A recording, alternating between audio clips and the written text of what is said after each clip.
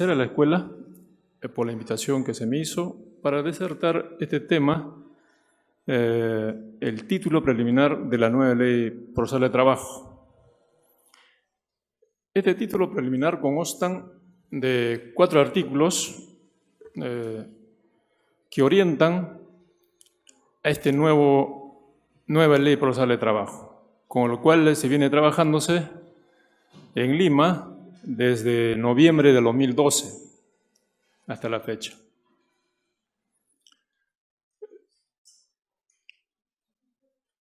Este título preliminar trata primero sobre los principios del proceso laboral, luego trata sobre el ámbito de la justicia laboral,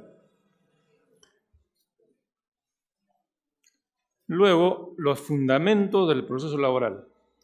Al final, el artículo 4 de la interpretación y aplicación de las normas para resolver conflictos laborales.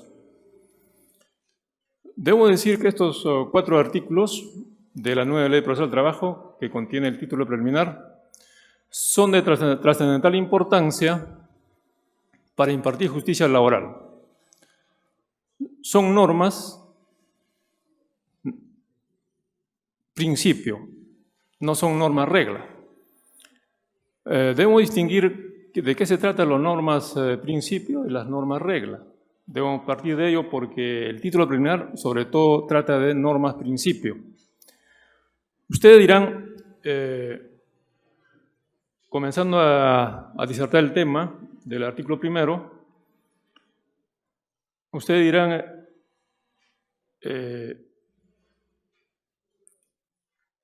la oralidad propiamente como palabra, ¿será una norma jurídica?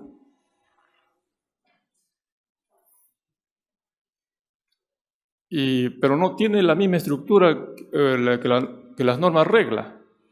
Esto es supuesto de hecho de su consecuencia jurídica. Solamente nos dice, en efecto es una norma jurídica, pero solamente nos dice que es como principio, por ejemplo, la inmediación. Pero no tiene consecuencia jurídica. Tampoco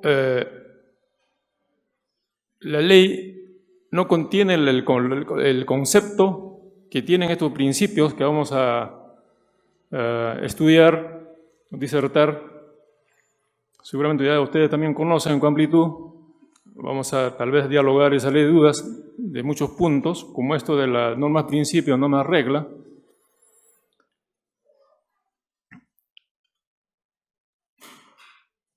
Estas normas principio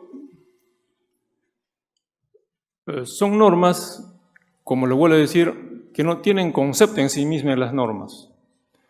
¿Quién los desarrolla? Lo desarrolla la doctrina y la jurisprudencia.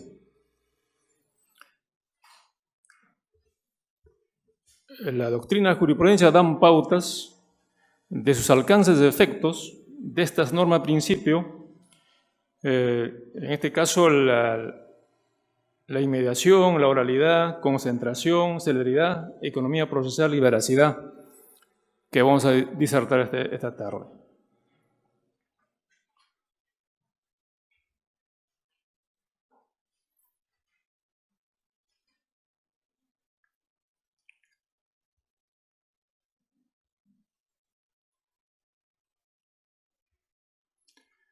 ¿En qué consiste los principios de inmediación? La doctrina nos dice, para inmediación,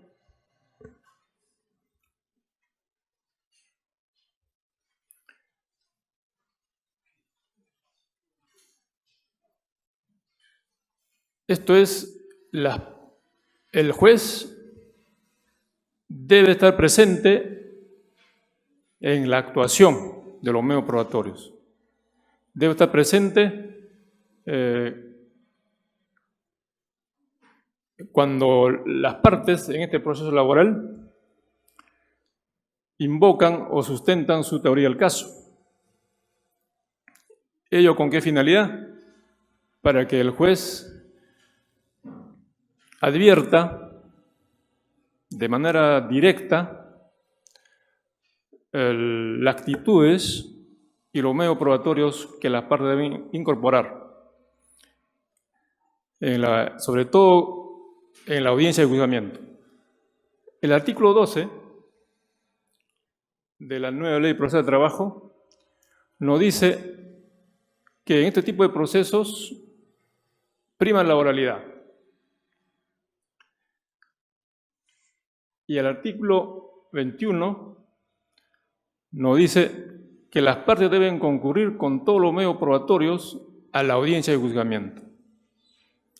Ello tiene mucha relación con el principio de inmediación, por cuanto a efecto de que se realice este tipo de audiencias, en la defensa técnica, en la audiencia de juzgamiento, sobre todo que es de manera oral, debe actuar su medio probatorio ante el juez. Y luego, la doctrina nos dice que el principio de inmediación exige la relación directa del juez con las partes y los elementos de prueba. Esto es, el juez debe estar presente cuando las partes estén actuando sus medios probatorios, para así el magistrado vaya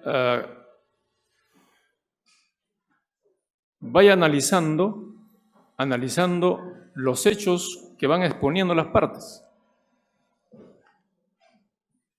Debe haber una comunicación directa. Es el concepto básico que la doctrina indica para el principio de inmediación. Pero ¿quiénes son los protagonistas en estos actos procesales? El juez solo no podría darse el principio de inmediación, sino participan los sujetos procesales como son el demandante y el demandado. Sus defensores técnicos de la misma deben concurrir a la audiencia correspondiente con todos sus medios probatorios. Si no existieran las partes, tampoco el juez no tendría esta forma de ver o aceptar la inmediación en un proceso laboral.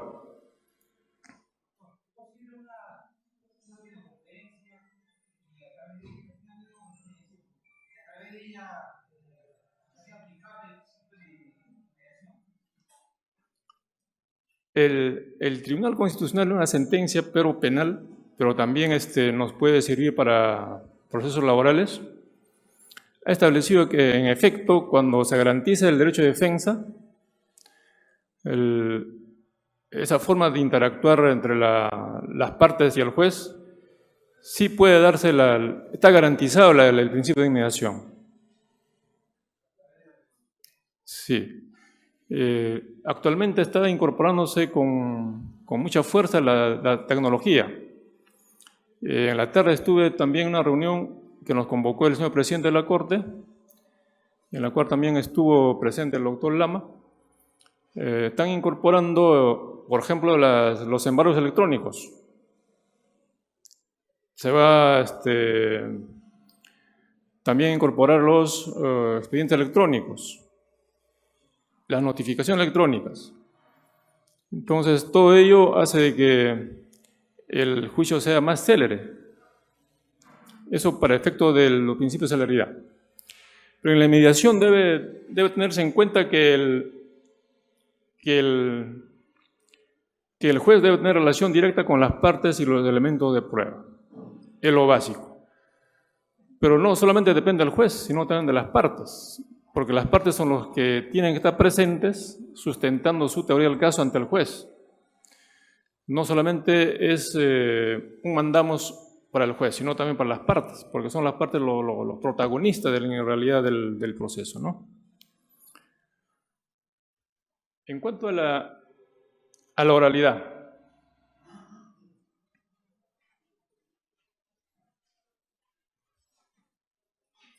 también es uno de los principios de la oralidad. Muchos también discuten sobre ello con respecto a las que tienen posiciones que la oralidad sería una técnica de la litigación oral. Pero nuestra ley procesal de trabajo ha establecido que es un principio. Como principio, nos da pautas y rutas generales cómo debemos guiarnos en el proceso laboral. Esa es la función de los principios, como norma. Como no tiene contenido, estas normas, entonces le da contenido la doctrina y la jurisprudencia. El principio de oralidad lo que nos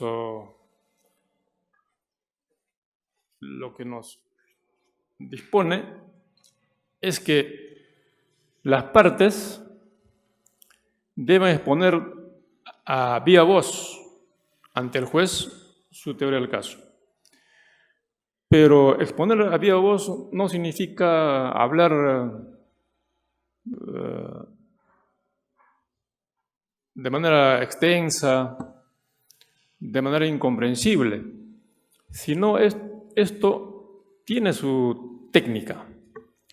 La teoría del caso, principalmente la exposición de hechos, ¿no? También la norma aplicable a ese hecho y las pruebas que la sustentan. Esas son las columnas vertebrales de una teoría del caso. Y de manera concisa y precisa, que debe exponerlo oralmente ante el juez. Y el juez, en ese momento de la oralidad, va viendo los comportamientos de las partes, las actitudes, cómo van incorporando sus pruebas, o disertando, o viendo quién de las partes es el que está faltando la verdad, porque también tenemos en este proceso el principio de veracidad. Todo ello, al momento de interactuar en una audiencia oral, el juez va evaluando de manera conjunta. Está pensando, mientras van hablando, está pensando ya cómo resolver. Van incorporando oralmente los hechos, las normas que le corresponden a esos hechos y las pruebas que sustentan la misma. Ténganlo por seguro, si sustentan sucintamente y de manera adecuada su teoría del caso, el juez le va a dar la razón. Pero tengan mucho cuidado de variar su teoría del caso en el transcurso del proceso, porque eso ya genera duda, y eso no conviene a los intereses de las partes. Bueno, la teoría del caso debe mantenerse del comienzo hasta el fin. Es la recomendación que da la doctrina y la teoría.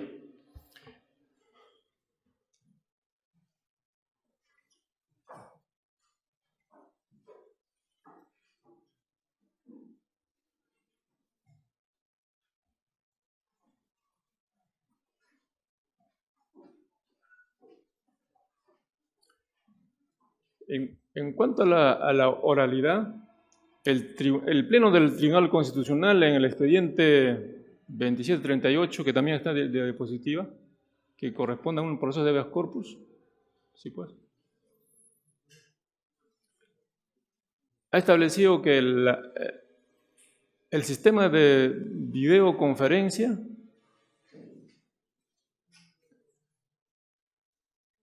sí es posible en un proceso oral, como en lo penal. Pero también estos conceptos podemos traerlos a un proceso laboral si es que se da el caso, siempre y cuando se garantice la comunicación oral de manera directa entre las partes y el juez. En cuanto a la concentración, es un principio tan importante, la concentración. Se refiere a la concentración de diversos actos procesales en una sola audiencia. Esto es, no se puede fragmentar los actos procesales, sino tiene que verse la unidad, la concentración de todos los actos procesales para que en un solo acto inclusive se pueda disertar el tema y al final el juez pueda emitir su fallo correspondiente. Hay una serie de concentración de actos en la conciliación. En la conciliación es una audiencia que después de admitida la demanda, cita el juez inmediatamente a una conciliación.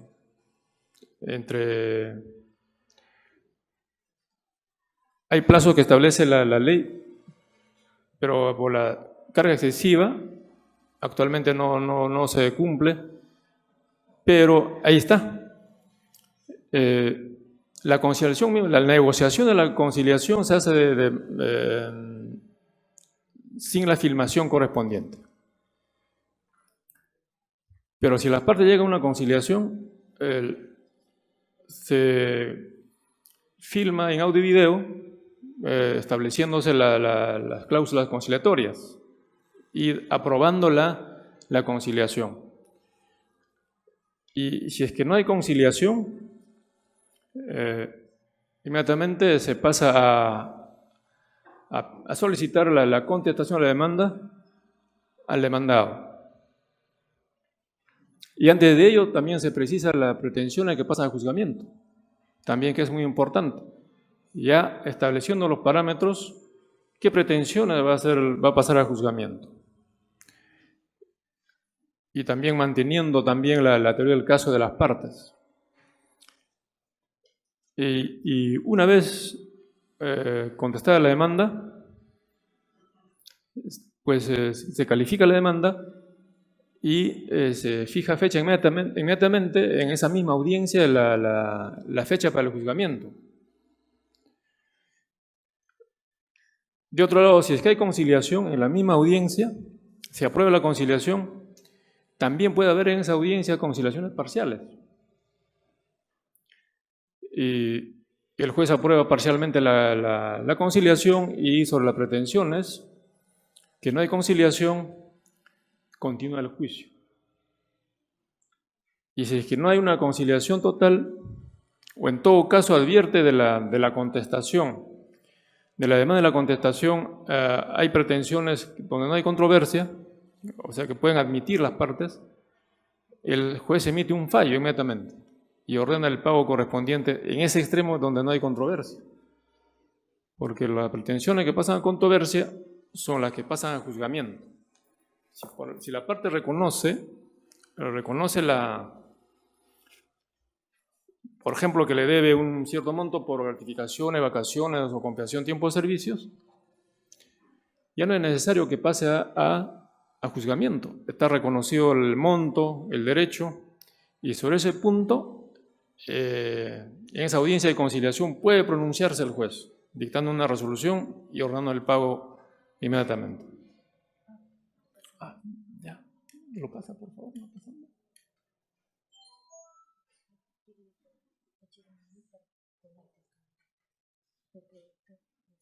Ahí también, claro. Entonces, esa serie de actos procesales es parte del principio de concentración que la nueva ley ha diseñado para impartir justicia laboral. Tenemos en el resguardo del principio de concentración, también tenemos la audiencia de juzgamiento.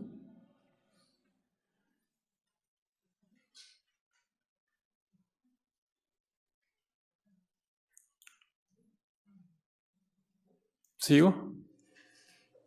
La audiencia de juzgamiento también es un conglomerado de actos procesales que en aplicación al principio de concentración la ley lo ha establecido. Sabemos que el juzgamiento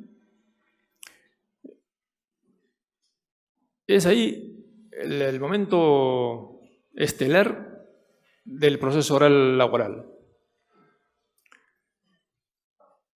En esta audiencia de juzgamiento, que está regulada en el artículo 44, 45, 46, 47 de la nueva Ley Procesal del Trabajo, tenemos la confrontación de posiciones como inicio de la misma. Esa confrontación de posiciones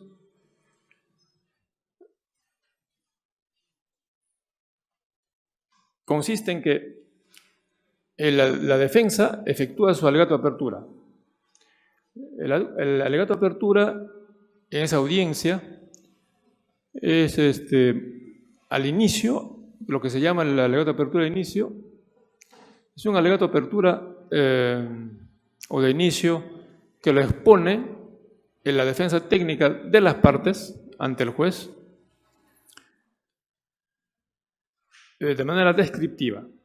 O sea que en ese momento la defensa técnica no puede llegar a ninguna conclusión, sino describirlo, los hechos, la norma que podría ser aplicable al caso y las pruebas con las cuales va a probar oportunamente. Es la forma de efectuar el alegato de apertura, de manera descriptiva. Luego del alegato de apertura, el juez pasa a la actuación o la admisión actuación de medios probatorios. En este extremo de la audiencia, también el juez realiza razonamientos con respecto a los hechos que van a ser materia de prueba. Debe enunciar en ese momento los hechos que no necesitan de actuación probatoria y los hechos que requieren actuación probatoria y sobre ellos se admiten los medios probatorios. Una vez admitidos los medios probatorios, las partes pueden interponer sus cuestiones probatorias, lo que se llaman las oposiciones y las tachas en ese momento. Las partes a esta audiencia, como hemos dicho, deben concurrir con todos los medios probatorios, inclusive los testigos, los peritos, o sea que todo con todos los medios probatorios, y bajo su costo y bajo su responsabilidad, sin perjuicio de que en ese momento el juez puede disponer su no actuación. Igual las partes deben ir con todos los medios probatorios a esa audiencia. Después de actuar los medios probatorios, viene la etapa de los alegatos de cierre. Esta parte de los alegatos de cierre o finales es la parte argumentativa que la defensa técnica debe esforzarse ante el tribunal, esto es, teniendo correlato con el alegato de inicio, sustentar los hechos, en este caso argumentativamente, indicando que esos hechos están probados con las pruebas que ha ofrecido, que oportunamente dijo que va a probar, y la norma aplicable al caso, ¿no? Y luego, después de los alegatos, el magistrado emite el fallo correspondiente. Entonces, veamos en estas dos audiencias que corresponden a un juicio oral y a un proceso ordinario laboral, hay una serie de actos que están concentrados. Entonces, con ellos se cumple el principio de concentración en estas dos audiencias de un proceso ordinario laboral. En un proceso abreviado, también, aún más, se respeta el principio de concentración. Porque en una sola audiencia, en una audiencia única, que se llama única, de conciliación y juzgamiento, se unen las dos audiencias y todo lo que hemos hablado de manera somera también se realiza en una audiencia única. Esto es, está concentrado en esos dos tipos de audiencias, todos los actos procesales. Actualmente ya no tenemos opción a las pruebas diferidas. Eso deben entender la defensa técnica. Con el modelo anterior existían pruebas diferidas y eso hacía de que se dilate más el proceso. Y en muchos casos se solicitaba documentos a otras entidades recién cuando comienza la audiencia única, estoy hablando de la antigua ley. Entonces, eso dilataba el proceso. En cambio, en este nuevo diseño de la nueva ley procesal de trabajo, claro que la norma no lo dice, pero hemos ido incorporando cómo solucionamos esas pruebas diferidas que siempre ofrecen las partes. Por ejemplo, con la demanda solicitan exhibiciones o solicitan informes, ¿no? Sobre todo informes o pericias médicas. Entonces, lo que hemos ideado y que está funcionando es que en la audiencia de juzgamiento, después del verificar la demanda y la contestación, en ese mismo instante se dispone cursarse oficios, que no necesariamente es una actuación, sino es una simple acto procesal, para que esas pruebas que solicitan las partes, tanto del demandante o demandado, puedan estar listos en la audiencia de juzgamiento. Ello también hace de que se cumpla el principio de concentración, por cuanto ya en la audiencia de juzgamiento las partes tienen a la mano todos los medios probatorios. Tanto que después de la audiencia de juzgamiento no puede darse otros actos procesales.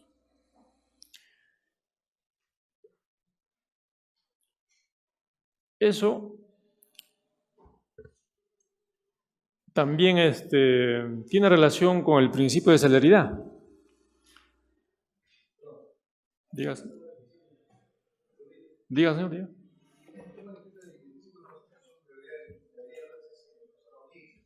Diga. El principio de consultación se cumple cuando menos audiencias. O sea, en una audiencia deberían realizarse. No en 3 ni en 4 audiencias. Tenemos dos audiencias típicos acá, la conciliación y el juzgamiento. Sí, claro. Ellos concentran una serie de actos procesales para que se cumplan como establece la norma. Y ese principio de consultación en la realidad no se cumple. Porque la audiencia de conciliación se hace en 2 o en 3 audiencias. Igual la audiencia de juzgamiento también se hace en 2 y en 3. No solamente en el juzgado, también en el sala. Entonces, ¿a dónde queda? ¿Cómo uno reclama, señor, se está tentando contra el principio de concentración, si uno está sumando a los jueces? Si no reclama, en todo caso, a los jueces. ¿Cómo es la manera?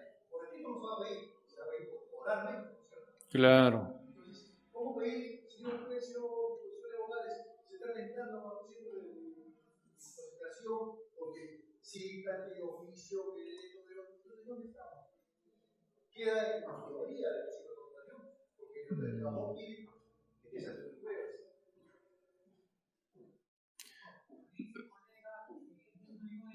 Una audiencia en la práctica se realiza en varias sesiones.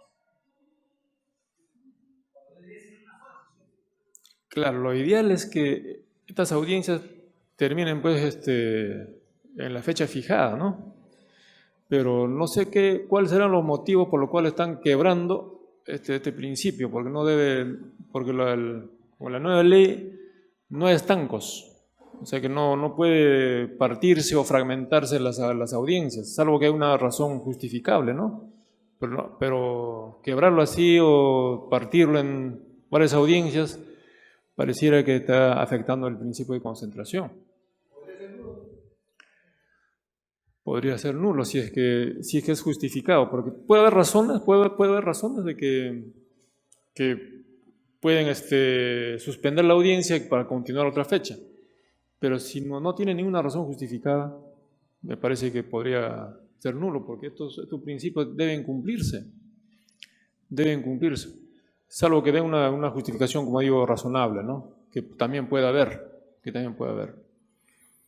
Estos principios nos dan esas pautas para que el proceso, la nueva ley procesal del trabajo, se cumplan los plazos en lo posible, ¿no? Que no se quiebren las audiencias, que las audiencias citadas se realicen en un solo acto, lo que se llama la audiencia de conciliación y la audiencia de juzgamiento. Y en el proceso abreviado, una audiencia única, que unen ambos actos procesales, tanto conciliación como la de juzgamiento. Y ello, como hemos dicho, incluye una serie de actos procesales dentro de ello mismo. Y con ello se cumple el principio de concentración. El principio de celeridad está orientado a que estos procesos, con la nueva ley, se realicen en plazos cortos y perentorios. Esto de los plazos cortos es una realidad, no podemos negarlo. Están alargándose no porque tal vez el magistrado quiera, sino por la carga procesal. Por ejemplo, las audiencias que se realizan son todos los días. En consecuencia, si tienes una cantidad de expedientes, digamos como ejemplo 1000 expedientes, esos 1000 expedientes no pueden entrar en un solo mes o 2 meses. Entonces, por razones de trabajo, también para cumplir con los justiciables, se viene citando en tiempos prudenciales, ¿no? Entonces, actualmente está alargándose esa parte debemos ser claros sobre eso, es por la carga procesal. Este principio de celeridad tiene relación con otros principios que hemos conversado, la concentración sobre todo.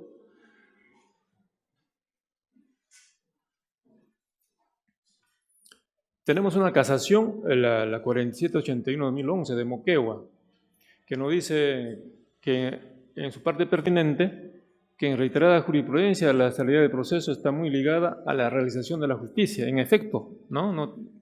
Es muy cierto ello. Resaltándose una vez más que la dilación de un proceso laboral acentúa la desigualdad entre el trabajador y el empleador.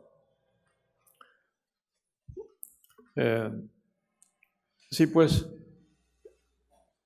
la celeridad es muy importante en un proceso laboral porque también se trata de derechos de carácter alimentario. Pero lo cierto es, una vez realizada la audiencia de juzgamiento o la vista de la causa, de los procesos que se ha visto la causa o entraron al juzgamiento, en lo posible yo tengo entendido que los magistrados están cumpliendo con emitir la sentencia en la brevedad posible, si no es en un plazo de 5 días. Claro que algunos, por complejidad que nos faltan, pueden diferirse los fallos, pero ya no como la norma anterior, la 26636, que una vez que quedaba expedito para sentencia, bueno, que el expediente quedaba ahí 6 meses, 1 año, sin sentenciarse, ¿no? Pero con esta nueva ley que es más dinámica y también por los principios que se vienen aplicando ahora de manera real, porque en la anterior norma existían estos principios, pero el diseño no permitía que funcionen estos principios. Actualmente sí, con las audiencias de conciliación y juzgamiento, que tienen un nuevo diseño de un proceso oral. Y por cierto, nuestro proceso no es netamente oral, tiene una parte escrita. La demanda y la contestación son por escrito. Entonces, pero ahí es en lo que se inicia la defensa técnica y desarrollar su teoría del caso y mantener hasta el final. Se ha visto que en algunos casos pretenden variar las pretensiones incluso en la audiencia de juzgamiento, ¿no? Pero me parece que estaría quebrando la teoría del caso, que tiene que ser único desde el comienzo hasta el fin. Además, se ha advertido de que si incorporan otras pretensiones, la audiencia de juzgamiento, estarían quebrando el principio de derecho de defensa, de la otra parte. El derecho de defensa hay que cuidarlo tanto del demandante como del demandado. Entonces, y también la misma norma nos dice que las partes deben presentar todos sus medios probatorios con respecto a las pretensiones que están postulando con la demanda o la contestación. Eso, al menos de manera interpretativa, nos dice que no se puede variar después de los actos postulatorios otras pretensiones, porque en base a ello se va a efectuar todo el proceso y como solamente nos da la tingencia que sobre esos puntos puede haber pruebas extemporáneas y nuevas. Ello está dicho en la norma. Entonces hay que respetar la teoría del caso del comienzo hasta el fin y las pruebas que se incorporan con la demanda y la contestación en base a esos a los hechos que han postulado, ¿no? Bueno, también tenemos el principio de economía procesal. Ten en cuenta que todos estos principios son normas principio, porque no tienen una consecuencia jurídica, sino solamente nos dice principio de economía procesal, ¿no? Y pareciera palabras, pero es una norma. Esa norma tiene que cumplirse en toda la secuencia del proceso laboral. En cuanto a la economía procesal, lo que nos dice la doctrina es que está referido al ahorro económico, tanto para las partes como para la institución, para el Poder Judicial, porque cuando se moviliza un aparato judicial, tiene un costo. De igual forma, las partes cuando inician un proceso también tienen un costo. Entonces está referido a ello. Ahorro del costo, de los gastos, ahorro de tiempo, que es conveniente tanto para las partes como para el Poder Judicial. Menor esfuerzo en la impartición de justicia. Este principio tiene mucha relación con la oralidad, concentración y celeridad, como hemos estado explicándolo. El principio de veracidad.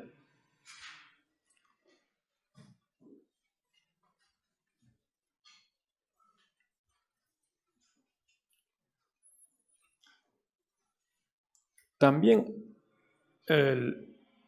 la nueva Ley Procesal del Trabajo nos trae este principio de veracidad. El principio de la veracidad se refiere en el derecho sustantivo, en que tiene mucha relación con el principio de la primacía de la realidad, en la cual se advierte que los empleadores utilizan una serie de tipos de contratos que no son laborales. Pero en el fondo, el trabajador, la persona que presta servicios es un trabajador.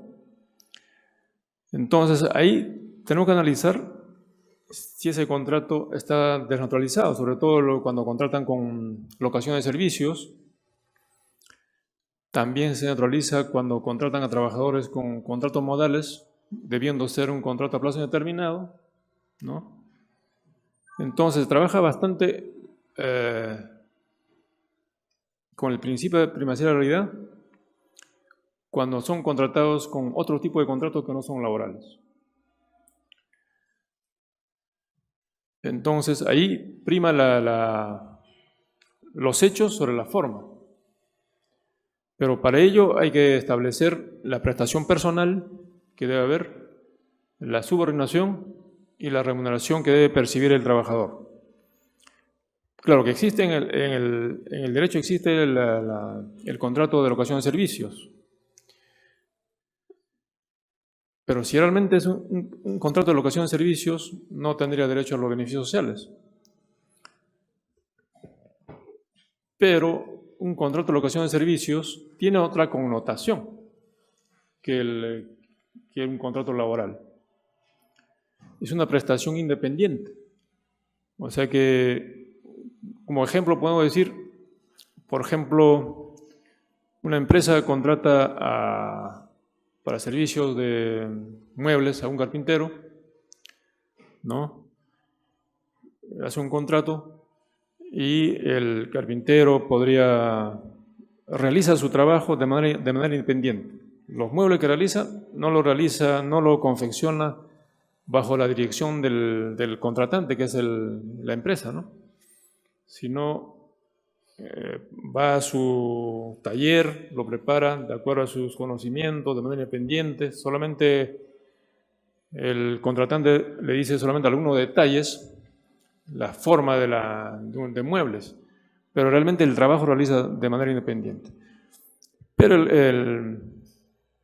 el trabajador sí. Inclusive con un contrato de locación de servicios,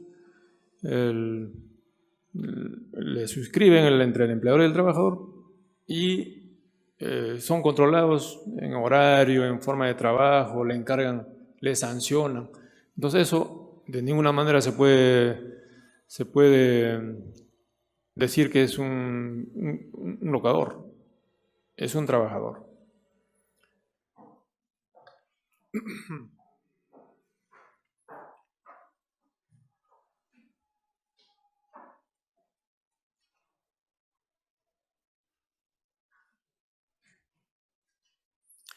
Me olvidaba de acotarles, bastante se trabaja con el principio de primacía de realidad en los contratos de locación de servicios, otro tipo de contratos. Pero cuando se trata de descentralización de los contratos modales, se trabaja por el principio de causalidad. La misma norma indica que en los contratos modales debe establecerse precisamente, también lo ha dicho el Tribunal Constitucional, las causas objetivas de la contratación. Tenemos varios tipos de contratos modales y esos contratos deben tener su causa objetiva. Sobre todo la mayoría de los contratos son temporales. Entonces, valga la precisión. Pasemos a analizar lo que es el ámbito de la justicia laboral, el artículo 2, que también contiene normas rectoras sobre las cuales el proceso laboral, el nuevo proceso laboral debe regirse. Tenemos acá,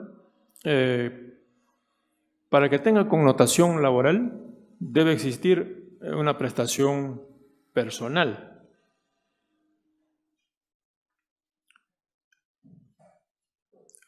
Entendemos con connotación personal por cuanto el servidor no puede contratar o realizar a través de otras personas, tiene que ser de manera personal. Y que tenga la naturaleza laboral. Como hemos dicho, debe haber prestación personal, subordinación y remuneración por la prestación que realiza. Quiero detenerme en la justicia laboral respecto al aspecto formativo.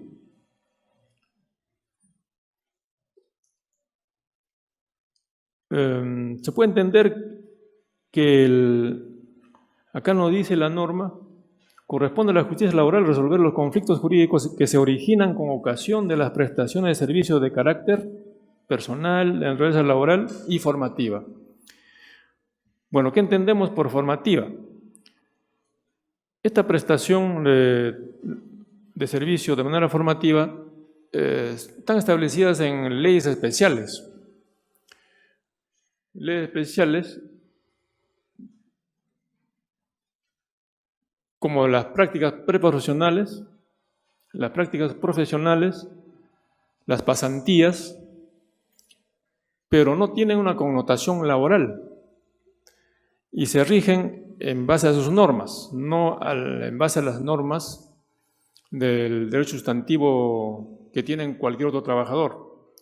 Pero dentro de ello se pueden suscitar conflictos jurídicos de naturaleza laboral. En consecuencia, es competencia del juez laboral atender ese tipo de conflictos jurídicos, pero enmarcado dentro de su propia norma formativa. También muchas veces cuando se dio la norma recién tenía muchas dudas sobre los conflictos jurídicos con ocasión de prestación de servicios de carácter cooperativista, por ejemplo, ¿no? Entonces, pareciera que esto queda en limbo, pero se refiere a este tipo de conflictos cuando los trabajadores, de manera conjunta, se organizan en asociaciones, organizan, por ejemplo, una cooperativa de trabajadores.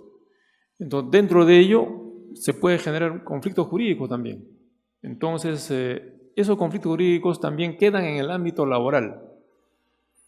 Entonces, hay que distinguir todo ello para que orientar los problemas jurídicos al ámbito laboral, por cuanto no puede haber confusión sobre esto. También quedaba en limbo cuando recién salió la ley el conflicto jurídico que se origina con ocasión de prestación de servicio de carácter administrativa. ¿A qué se refiere más este punto de carácter administrativa? Se refieren sobre todo a prestaciones de servicios realizados en el ámbito estatal. Ahí tenemos actualmente tenemos los contratos administrativos de servicios, que tienen su propia norma, la ley Servir, que tiene su propia norma,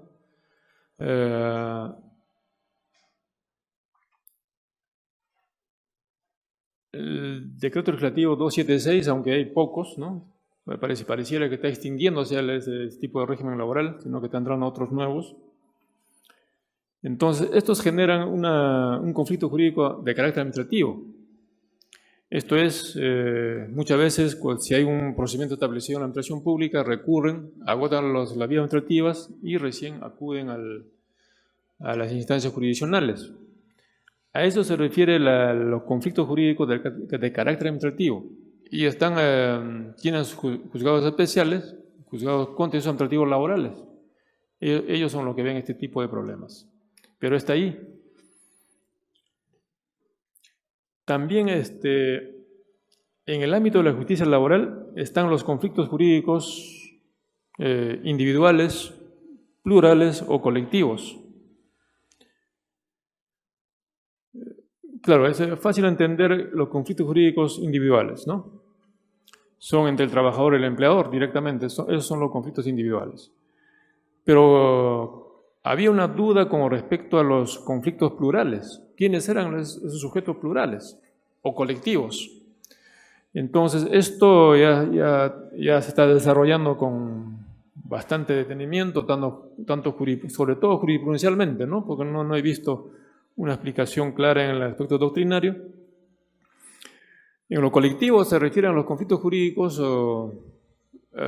que provienen de los sindicatos, de los convenios colectivos.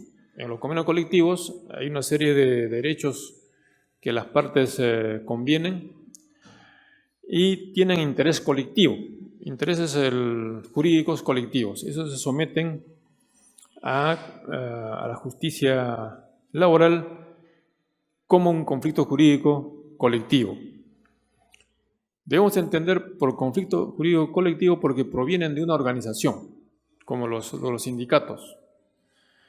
Pero los plurales debemos entender que es un conjunto de personas que tienen el mismo interés y interponen la demanda de manera plural. pero con derechos individuales.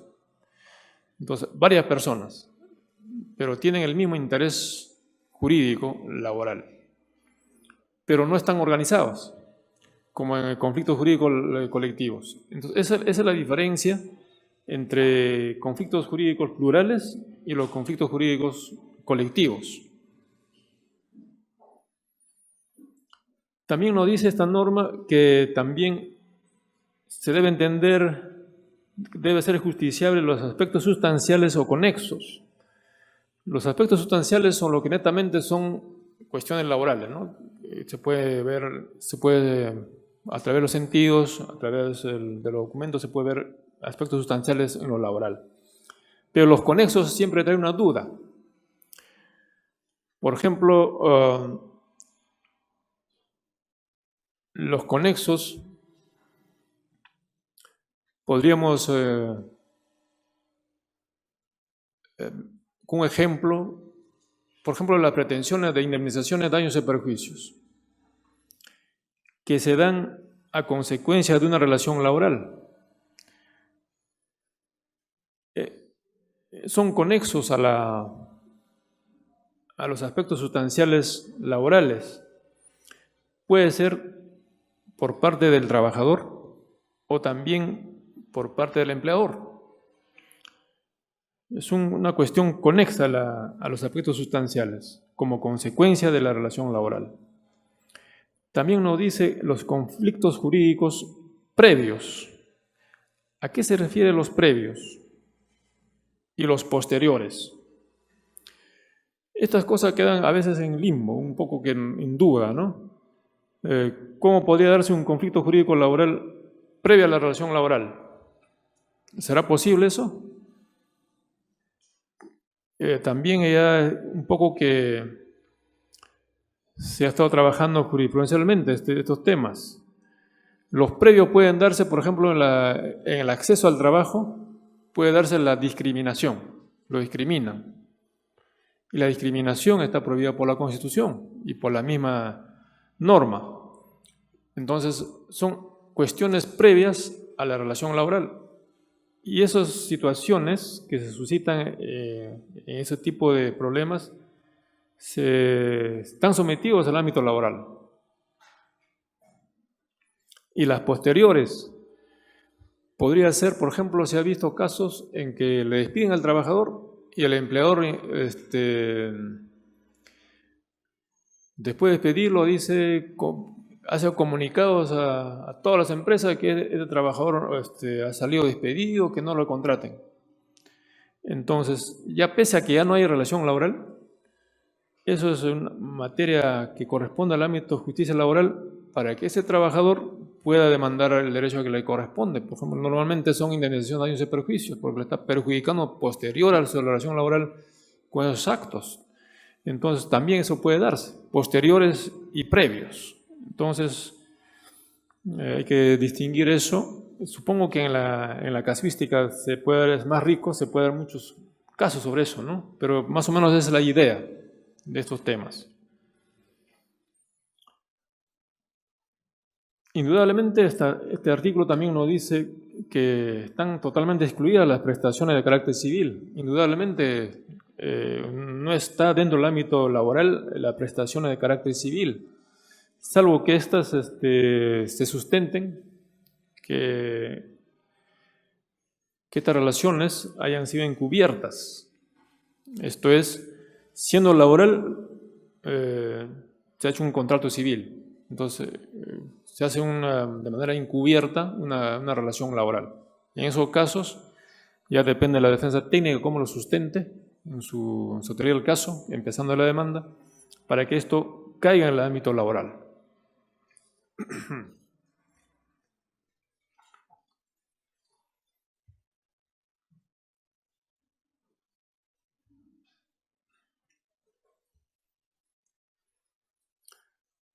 Pasemos a analizar lo que es el artículo 3, referido a los fundamentos del proceso laboral.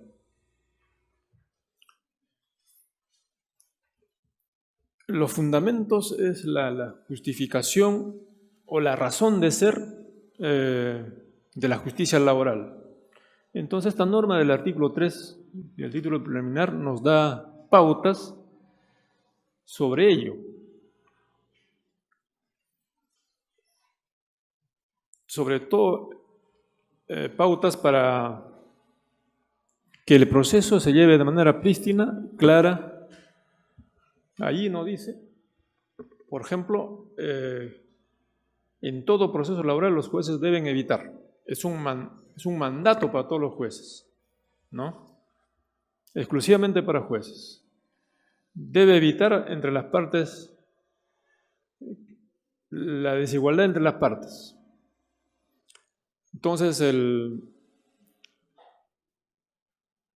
la tutela que debe dar el juez, no es que él le va a dar, sino la ley establece cómo debe establecerse la igualdad de las partes en un proceso. A los trabajadores la ley misma establece cómo debe tramitarse en un marco de igualdad. Y ello debe cuidar bastante el juez, ¿no? Por ejemplo, puede ser una desigualdad económica, es por ello que hay auxilio judicial, es por ello que la misma norma establece que es gratuito, ¿no? No pagan tasas judiciales hasta las 70 unidades de referencia procesal. Entonces, eso parte de la igualdad que debe existir en el proceso. Otro punto como fundamento del proceso laboral es que el juez debe privilegiar el fondo sobre la forma. Entonces, esto quiere decir de que si algún defecto, por ejemplo, en la demanda o en la contestación, esos defectos deben ser subsanados, pero si la cuestión de fondo está claro, entonces debe preferirse por la prosecución del proceso para resolver la cuestión de fondo. No debemos dar por concluido o declarar rechazar la demanda por ciertas formas por ciertas formas que pueda existir en la demanda o en la contestación. Bueno, también nos dice la norma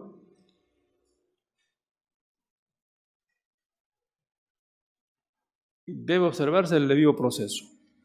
El debido proceso es un principio bastante complejo porque contiene muchas normas dentro de ella. O sea que es un continente. El contenido hay otros derechos que establece el debido proceso, como la competencia, el derecho a la motivación, ¿no? El derecho a la prueba. Hay muchos derechos que contiene el debido proceso. La tutela jurisdiccional tiene mucha relación con el debido proceso. La tutela jurisdiccional está referida al acceso mismo, al acceso a la justicia, a la sentencia y a su ejecución. Esto es, debe tutelarse el acceso, el proceso mismo, y esta sentencia, si es que es favorable, debe ser ejecutada indudablemente. Después tenemos el principio de razonabilidad. Este principio es bastante buena y bien dicha en esta parte del artículo. Pero no hay que confundir con la razonabilidad con la racionalidad. La racionalidad está más ligado con la lógica jurídica y la razonabilidad con la justicia. Entonces, Por ejemplo, en base a la razonabilidad, al principio de razonabilidad, se han resuelto muchos casos favorables a los trabajadores. Sobre todo también se aplica bastante esto de la razonabilidad en los procesos constitucionales, íntimamente relacionado con la justicia. Por ejemplo, mediante la razonabilidad, debemos entender de que ha surgido criterios jurisprudenciales con respecto a los contratos CAS. La razonabilidad ha hecho de que los trabajadores que han estado anteriormente con locación de servicios y luego han sido contratados con contratos administrativos de servicios, se consideren servidores del régimen que les corresponde, una vez desneutralizados los contratos de locación de servicios. Es una forma de impartir justicia a través de la razonabilidad.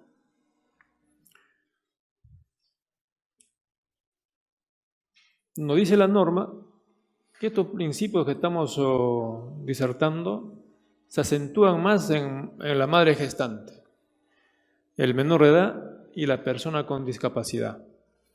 Indudablemente requieren mayor protección las personas antes indicadas si están en esa condición, ¿no? También nos dice que los jueces cumplen un rol protagónico en el desarrollo e impulso del proceso. Este principio también es muy importante por cuando el juez, el director del proceso, va dirigiendo todo el desarrollo del proceso mentalizado en impartir la justicia para otorgar el derecho que corresponde a cada persona. Entonces, es la función misma del juez. Muchas veces se ve las inconductas. También nos dice que debemos impedir y sancionar las inconductas contrarias a los deberes de veracidad, probidad, lealtad y buena fe de las partes, sus representantes, sus abogados y terceros.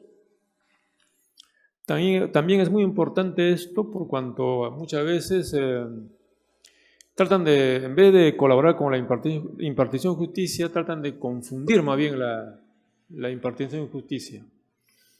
Entonces, si el juez nota ello, debe poner en orden, en todo caso, si amerita, dar las sanciones correspondientes para que no pase ello en el proceso. O también las mismas partes pueden hacer advertir al juez lo que está pasando y decirle que también para poner orden en esa audiencia, en el proceso, o también puede partir eso desde la interposición de la demanda o de la contestación. Se ha visto muchas veces demandan pretensiones que, por ejemplo, el empleador ya le abonó. Entonces, están pretendiendo nuevamente una demanda, una forma de sorprender, ¿no? O en todo caso, el empleador dice que ha sido contrato civil, pero en el fondo ha sido un contrato laboral. Pero así se dan los casos en algún proceso laboral. Ya hemos hablado sobre la gratuidad, ¿no? A ver, pasamos. ¿Alguna pregunta tal vez para...? Diga, señor. Usted primero, después usted. Diga, señor, diga. Usted prefiere que la posición laboral, el ámbito de la posición laboral se puede ir también el administrativo, ¿no? Es decir, un trabajador de 2006, normalmente, de acuerdo a la Constitución, uno debe ir a la proceso administrativo. Laboral. No. Sí, actualmente tenemos juzgados de contenciosos administrativos laborales. Sí, no, pero normalmente, Ya. de acuerdo a la Constitución política, el trabajador público, el juez competente es el juez contencioso administrativo. Sí. Si no tiene contencioso administrativo, es el juez mixto, de acuerdo a la ley de contencioso administrativa. Entonces, también puede irse en todo caso a un juez laboral. Y si va al juez laboral, ¿bajo qué reglas procesales va a regirse? ¿Con la ley que está última laboral o con las reglas del proceso contencioso administrativo? Ya. Actualmente tenemos especialidades dentro de la justicia laboral. La justicia laboral ordinaria, que ve todo lo que es este régimen privado. Hay otro, la justicia laboral administrativa, que ve los juzgados administrativos laborales bajo las normas del Decreto Supremo 013-97, me parece, ¿no? 2008, cuyos se le aplica esas reglas para la justicia administrativa. No esas reglas, porque muchas veces tienen que agotar la administrativa. O en todo caso, otros casos, también la misma norma dice que no debe agotar si de frente van al conflicto administrativo, a solucionar sus problemas. Entonces, en conclusión, es alternativo. Si yo quiero, como trabajador, puedo ir a un juez contencioso, y si no hubiera contencioso, como fue visto, porque así dice la norma contenciosa, así lo dice. O también puedo ir, en todo caso, a un juez laboral. ¿Sí? Así es. No, en realidad son jueces laborales. Pues. Tenemos juez laboral ordinario laboral, que vemos todo lo que es el régimen privado. Tenemos juzgados laborales, contenciosos administrativos laborales, que ven todo lo que son régimen público. Y actualmente incluso hay juzgados laborales previsionales. Entonces, el juzgado ordinario laboral, que ve el régimen privado, se rige en base a esta norma, la nueva ley, pero también deja la salvedad para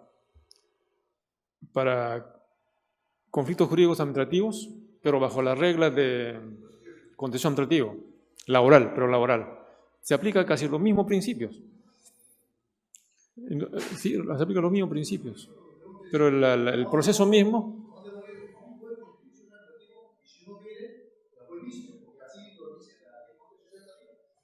Claro, en lugares donde no hay, la misma norma indica que tiene que irse a un juzgado mixto.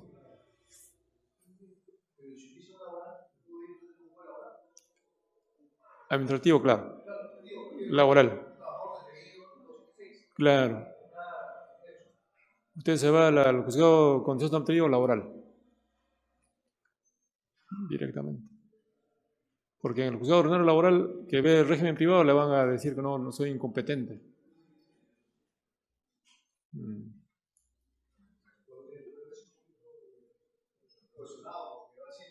Excepción de incompetencia. Usted puede elaborar una incompetente porque la Constitución está sobre todas las normas y la Constitución dice que todas las actuaciones del Estado se van a un juez contencioso. Y si no dice contencioso administrativo, a un mismo. Esa es la norma de una norma superior. Esta ley tiene el golpe de la tierra, la Constitución. Entonces, por lo menos de que se toma una decisión y posiblemente la haga, porque me fui a un proceso laboral, me fui a un pre-laboral y también que es administrativo. Exclusivamente administrativo. Claro. Es un poquito discutible, porque al final me pongo a lo seguro que es a un juez contencioso o a un juez mixto. Claro, actualmente hay juzgados de contencioso administrativos puros, o sea, netamente administrativos, nada tiene con lo laboral. Pero también tenemos juzgados administrativos laborales, netamente laborales del sector público.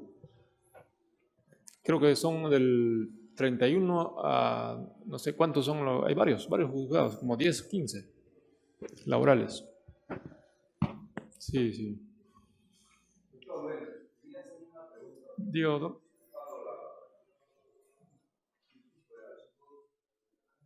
Sobre la nueva ley procesal del trabajo, la ley 947, sobre los alcances de ella y la racionalidad de ella, con sus artículos.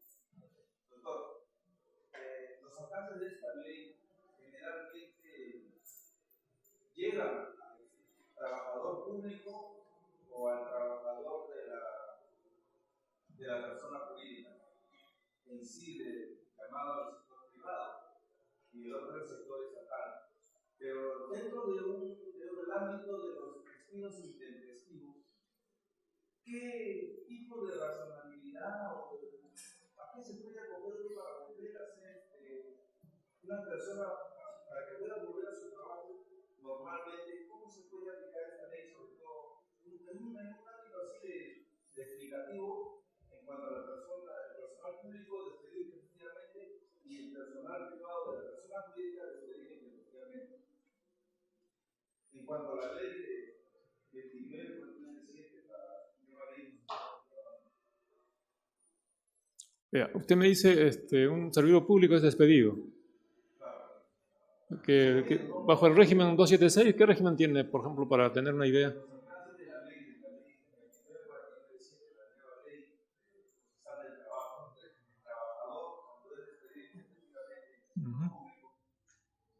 Le facilita para volver a ingresar a laborar o no. Y luego al trabajador de la persona jurídica de la propiedad privada, si es despedido efectivamente, también puede ser para ese tipo de ley acogerse, poder ser nuevamente reinstalado en su puesto de trabajo. Dado que, como dicen antes, que en los conflictos laborales sí se suscitan, porque a veces el trabajador es despedido por alguna situación o por alguna causal, y luego dicen, no, ese señor está aquí, no, como lo contratan las otras empresas, y él queda prácticamente en una situación de evasión, desempleado. Claro. Pero él no ha juzgado, se acopia a la ley, hace la denuncia respectiva para ser reincorporado a su trabajo.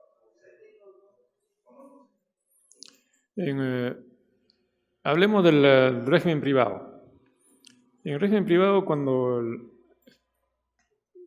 el despido es incausado, fraudulento o nulo, y se establece que efectivamente fue despedido incausadamente o arbitrariamente o fraudulentamente, si es que pide reposición, sí estamos otorgando. Por ejemplo, la misma Constitución ha establecido los tipos de despidos. Se dan mayormente los despidos incausados y los fraudulentos. Sí.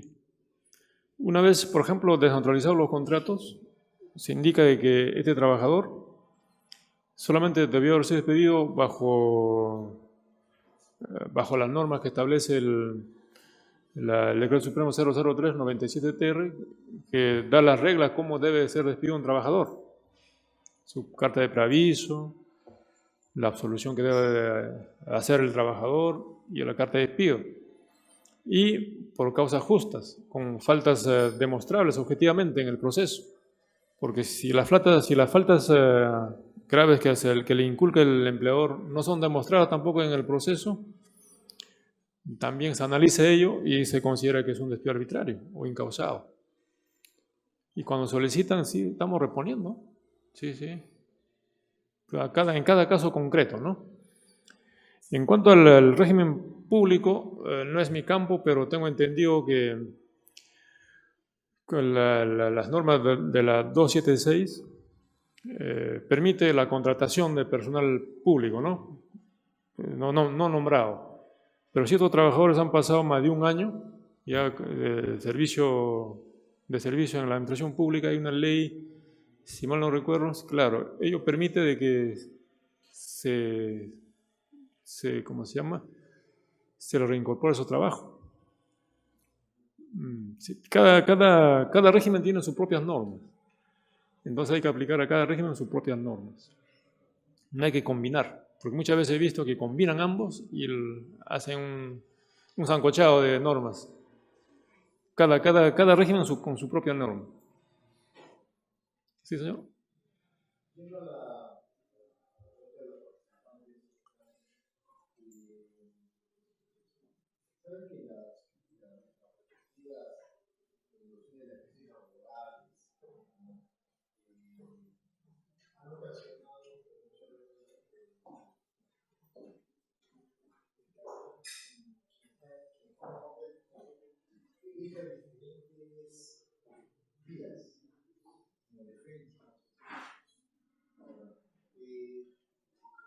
Estamos hablando del tema de los médicos. Yo creo que eso se podría hacer aplicando la jerarquía de normas por medio de lo que es el agotamiento de vías. Agotamiento de vías, ¿se refiere usted a lo contencioso administrativo? tengo entendido que cuando en una institución no hay un procedimiento establecido para agotar una vía, pueden ir directamente al juzgado, si no hay una vía. Pero si la norma establece una vía de agotamiento, tendría que agotarse e ir a lo contencioso administrativo.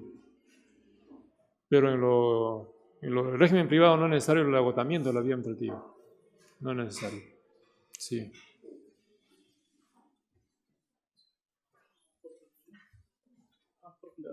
¿Concluimos con uno? Sí. El artículo 4 nos dice la interpretación y aplicación de las normas en la resolución de justicia laboral. En esta parte debemos indicar que la justicia laboral es una tutela reforzada. Prácticamente el juez laboral es un juez constitucionalizado. No siendo un juez constitucional, es un juez constitucionalizado por cuanto tiene que aplicar sí o sí la Constitución y los tratados de derechos humanos. Entonces, por ello digo que es una justicia, es una tutela reforzada, por cuanto prima la dignidad del hombre antes que otros